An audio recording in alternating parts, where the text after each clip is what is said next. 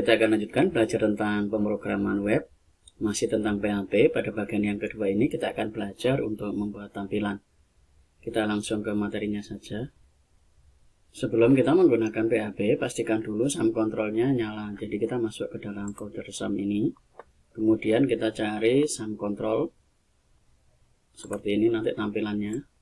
Kita akan coba nyalakan dua-duanya, yaitu Apache dan MySQL. Jadi Apache adalah web servernya dari PHP, kemudian ke MySQL-nya juga kita nyalakan karena kita akan lihat sedikit tentang isi dari sum yang akan kita gunakan. Kita langsung ke browsernya. Di dalam sini kita bisa ketik localhost saja.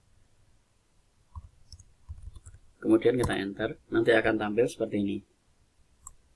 Di dalam sini terdapat menu PHP Info untuk mengetahui PHP versi yang kita gunakan.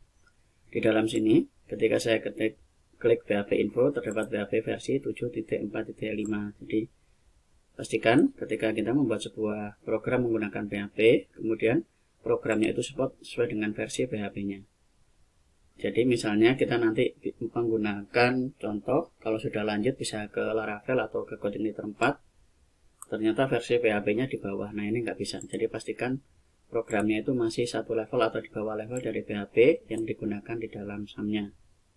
Kemudian di dalam sini juga ada PHP MyAdmin, di mana nanti kita akan belajar tentang database. Nah, ini untuk ini MySQL ini harus dinyalakan. Jadi service dari MySQL-nya ini harus nyala. Kalau ini sudah selesai semua, sudah bisa nyala, dan kita juga bisa melihat bentuk seperti ini. Di dalam sini ada database, kemudian ada SQL, ada status dan seterusnya. Dan ini juga kita sudah bisa melihat versinya. Berarti kita sudah siap untuk belajar. Berikutnya kita akan masuk ke dalam folder yang sudah kita buat. Folder yang sudah kita buat di materi yang lalu ada di folder htdocs. Kemudian kita cari yang web PHP. Nah, ini di dalam sini. Kemudian, sebelum kita belajar ke sana, kita siapkan dulu file yang akan kita gunakan untuk project. Kita masuk ke dalam sini. Kita akan download template. Jadi, untuk pembelajaran nanti kita akan menggunakan template. Kita tidak akan mendesain dari awal. Jadi, kita akan langsung gunakan saja template. Template ini ada yang premium, ada yang free. Untuk ini kita gunakan yang free atau yang gratisan. Kita akan gunakan yang ada di dalam start ini. Start, kemudian bootstrap.com/templates/blog. Gunakan template ini sebagai bahan untuk belajar. Jadi silakan download supaya sama dengan yang saya pakai. Anda silakan download di sini, nanti biar nggak bingung. Kemudian klik yang ini, yang blog post. Blog post di sini ada blog home.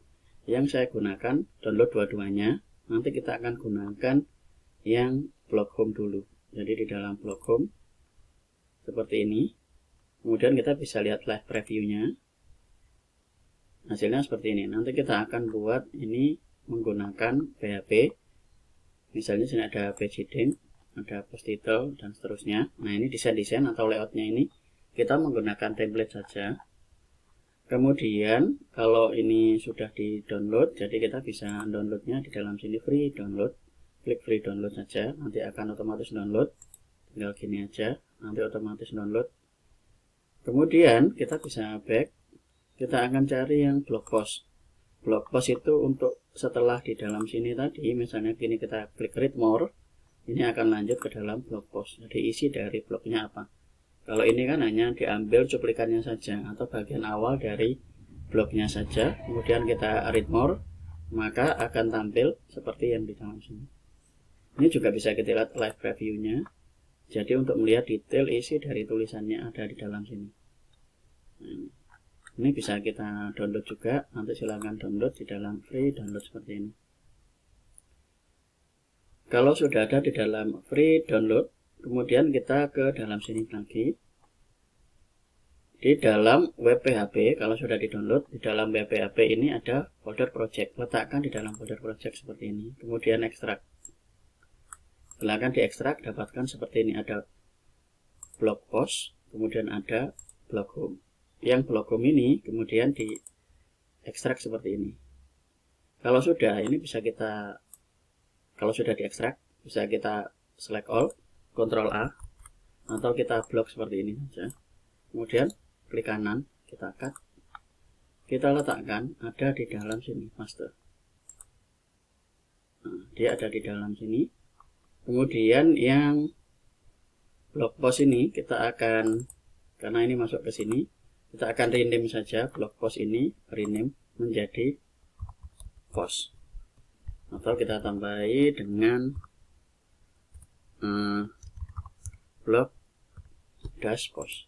Kita boleh seperti ini. Nah, ini blog postnya ada di dalam sini, yang home-nya ada di dalam sini. Kita akan coba buka di dalam webnya ini. Kita akan gantikan di dalam sini info, kita akan tulis di dalam sini web dash php. Kita enter.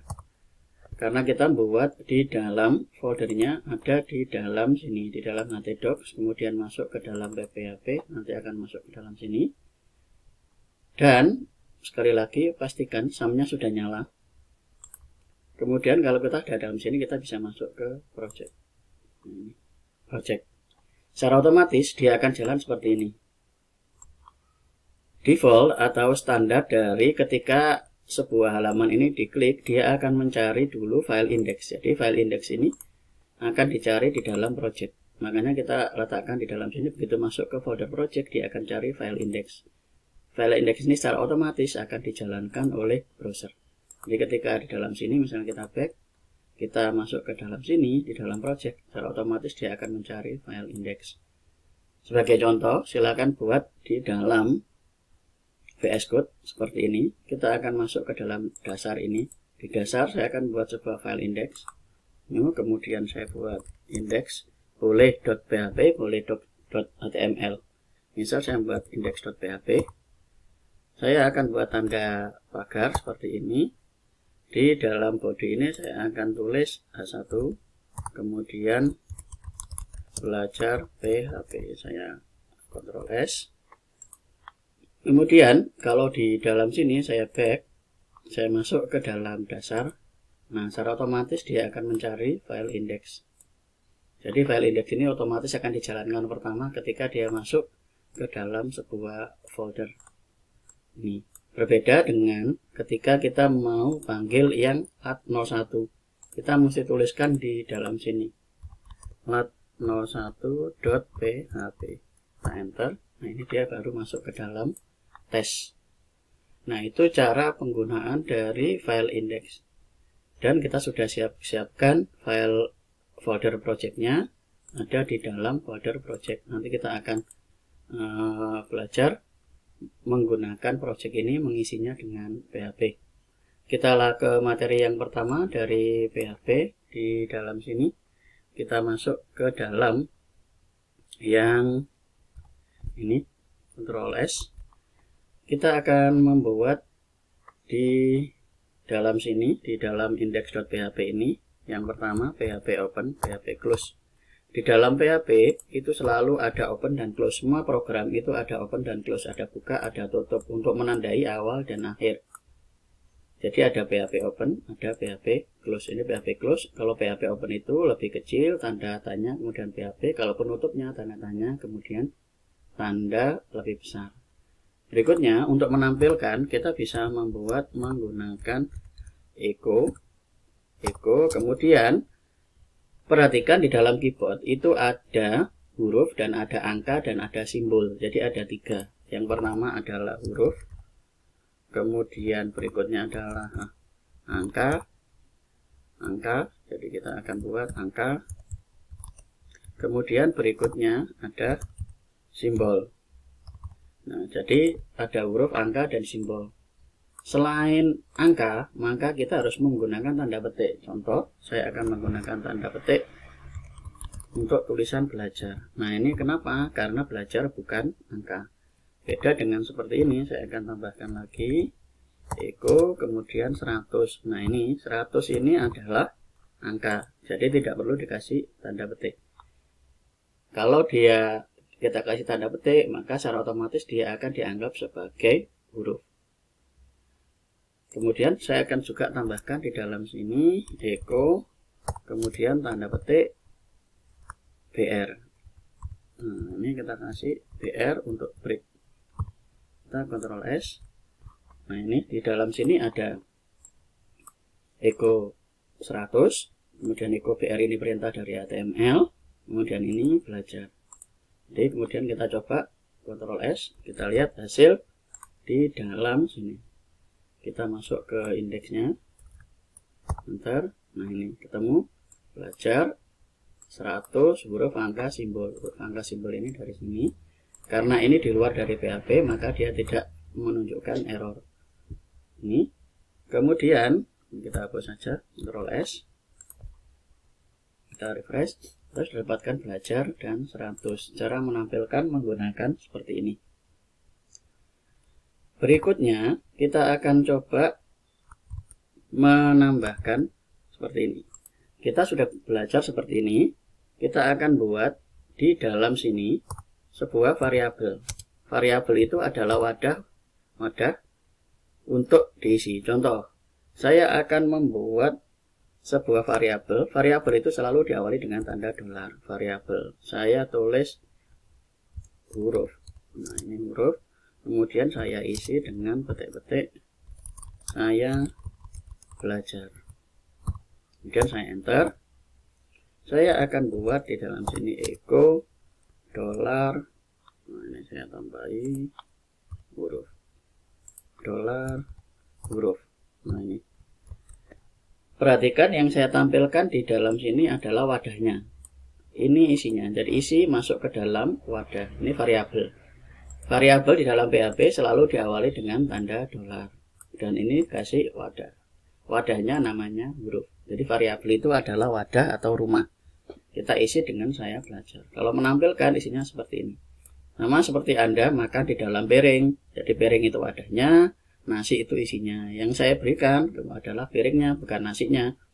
Nah, kalau saya berikan piringnya, secara otomatis nasinya ikut. Kenapa? Karena nasinya ada di dalam piring. Nah, kita Ctrl S. Kita bisa lihat hasil di dalam sini. Saya belajar. Ini saya kasih BR saja sebelum, atau ini dalam sini kita kasih BR echo, kemudian kita buat BR untuk break supaya dia enter ke bawah. Supaya dia enter ke bawah, kalau kita refresh dia enter ke bawah, saya belajar. Nah, di dalam sini kita sudah belajar cara membuat variabel, kemudian mengisinya, isi. Ingat-ingat kalau mengingat seperti ini sama seperti ingat piring sama nasi. Nah, ini piringnya kita siapkan dulu baru diisi nasinya. Kalau kita mau ambil nasi, berarti kita siapkan dulu piringnya baru kita isi nasinya. Jangan dibalik, nasinya dulu baru piringnya. Kemudian cara menampilkan kedua, ini saya kasih tanda tanya, saya kasih close. Sekarang kita akan membuat satu blok lagi PHP di bawah sini. Saya juga akan menampilkan, ini saya akan kasih komen saja. Saya sudah mengisi variabel di atas ini, di dalam satu blok PHP berikutnya. Nah, dalam sini saya akan buat lagi PHP. Kemudian saya akan echo-nya ada di dalam sini, echo, kemudian $huruf. Kita Ctrl S. Kita akan lihat hasil di dalam sini. Nah, ini sama. Saya akan tambahkan lagi, echo lagi, kemudian $huruf. Saya kasih break lagi di bawahnya, echo lagi, kemudian saya buat BR. Ctrl S. Kita akan lihat lagi hasilnya, kita refresh. Nah, ini hasilnya saya belajar.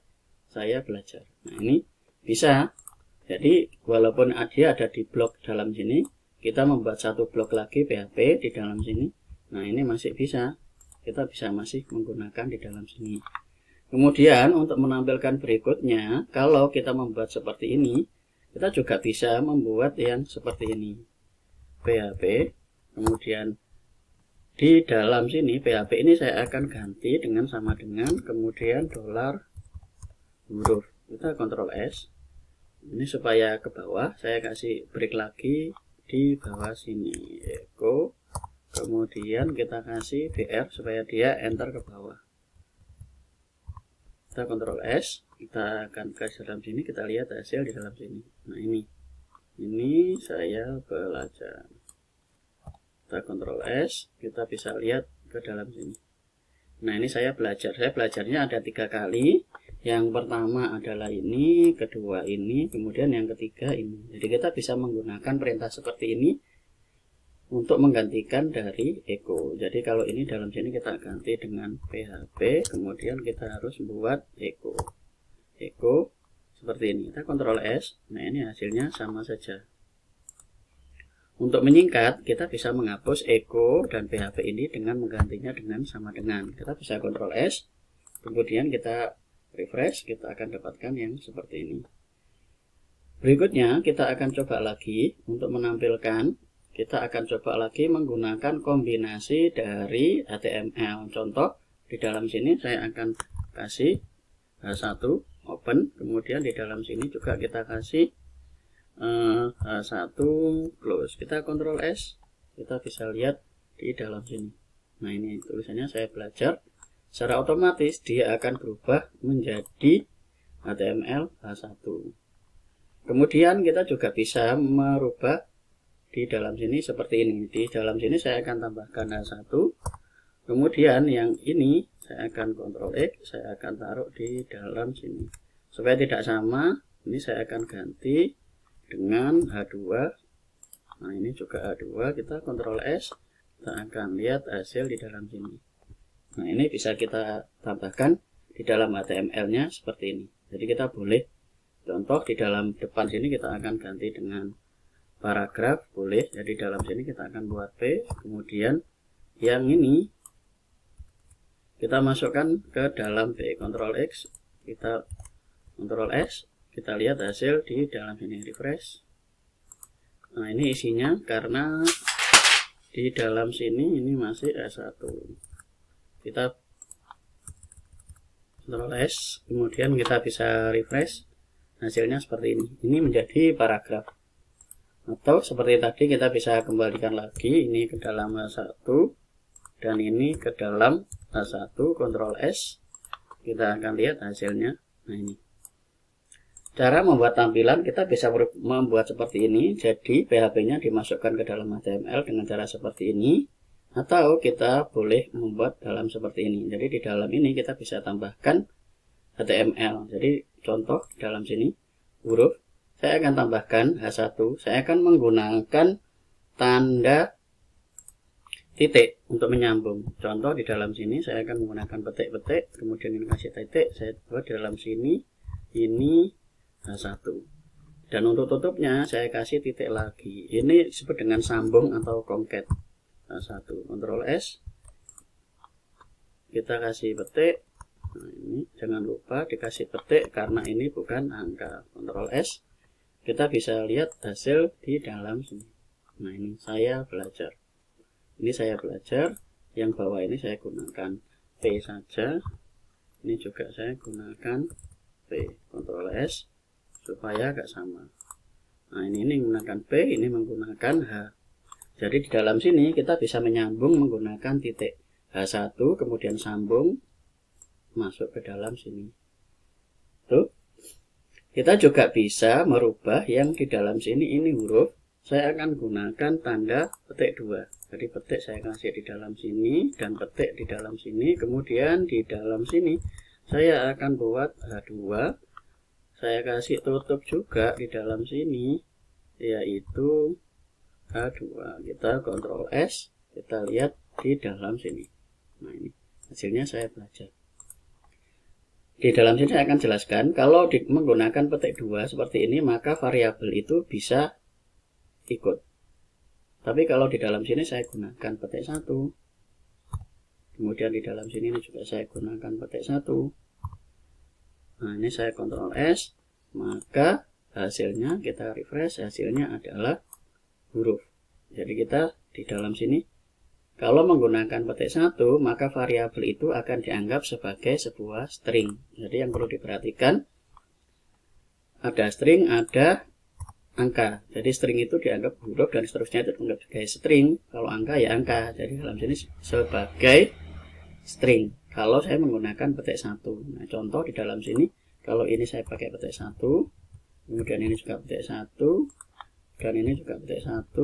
Kalau ini petik 2, kita Ctrl S, kita lihat hasil di dalam sini, kita refresh. Nah ini tetap. Kalau ini saya gunakan petik 1 juga, nah ini petik 1, Ctrl S, kita akan lihat hasil di dalam sini, kita refresh, hasilnya tetap seperti ini.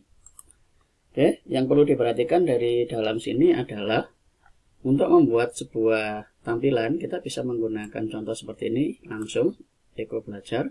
Kemudian kita juga bisa menambahkan enter, Eko BR. Kemudian contohnya kalau menggunakan angka kita bisa tampilkan Eko 100. Untuk variabel kita bisa letakkan variabel ini, kemudian kita isi dengan string. Ini diisi dengan string. Nah variabel itu juga bisa diisi dengan angka. Misal saya akan buat $angka sama dengan 100, maka variabel angka ini akan diisi oleh 100. Kemudian di dalam sini untuk menampilkan lagi kita bisa menambahkan titik untuk concat atau menyambung. Jadi ini disambung dengan ini, kemudian ini sambungannya dengan ini, menyambung. Jadi menyambung. Ini sebetulnya bagian lain yang dipotong, ini juga bagian lain yang dipotong. Motongnya menggunakan titik. Jadi ada 3 potongan, H1 open, kemudian potongan kedua $huruf, potongan ketiga yaitu H close. Kemudian kita kasih BR, dan di dalam sini juga kita bisa menambahkan petik 2 dalam sini supaya nah ini tidak dianggap sebagai string. Kalau kita kasih petik 1 maka ini dianggap sebagai string. Jadi misal di dalam sini saya akan buat Eko, kalau saya kasih petik 1 seperti ini $angka, maka Ctrl S, kita refresh, maka ini akan dianggap sebagai sebuah string. Tapi kalau kita buat petik 2 seperti ini, maka yang tampil adalah kita refresh 100. Nah kita refresh 100 berarti yang ditampilkan di dalam sini ini isi dari variabel angka ini langsung ditampilkan ketika kita menggunakan petik 2. Jadi perhatikan beda petik 1 dan petik 2. Pahami perbedaan petik 1 dan petik 2. Berikutnya kita juga bisa menampilkan menggunakan model seperti ini, yaitu lebih kecil, kemudian Eko PHP-nya bisa diganti dengan sama dengan. Jadi PHP Eko diganti dengan sama dengan untuk menampilkan di dalam HTML, supaya nanti ketika kita buatnya juga mudah. Sebagai contoh kita akan gunakan yang project ini. Di dalam project ini kita bisa melihat ke dalam ini, kita cari yang project. Dalam project ini menggunakan HTML.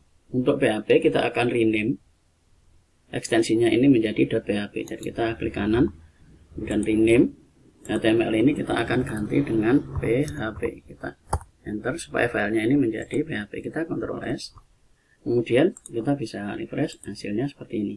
Kita akan ganti page heading ini menggunakan PHP. Jadi kita cari di dalam sini ada page heading. Jadi small ini saya akan komen dulu. Kemudian yang heading ini saya akan Ctrl X. Saya akan hilangkan saja. Kita akan gunakan PHP di dalam sini. Nah ini yang PHP ini kita ganti dengan sama dengan, kemudian kita kasih tanda petik judul post. Jadi judul post, kita Ctrl S, kita bisa lihat ke dalam sini, kita refresh. Nah ini bisa mengganti judul post.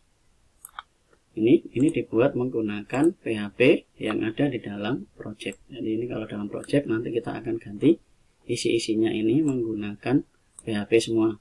Supaya apa? Supaya nanti kalau kita ganti cukup PHP-nya saja yang diganti, jadi HTML-nya tidak perlu. Nanti kita bisa lanjut di video berikutnya untuk mengetahui bagaimana cara menggantinya dan sambil jalan kita ke materi-materi berikutnya. Terima kasih, kita lanjut di video berikutnya.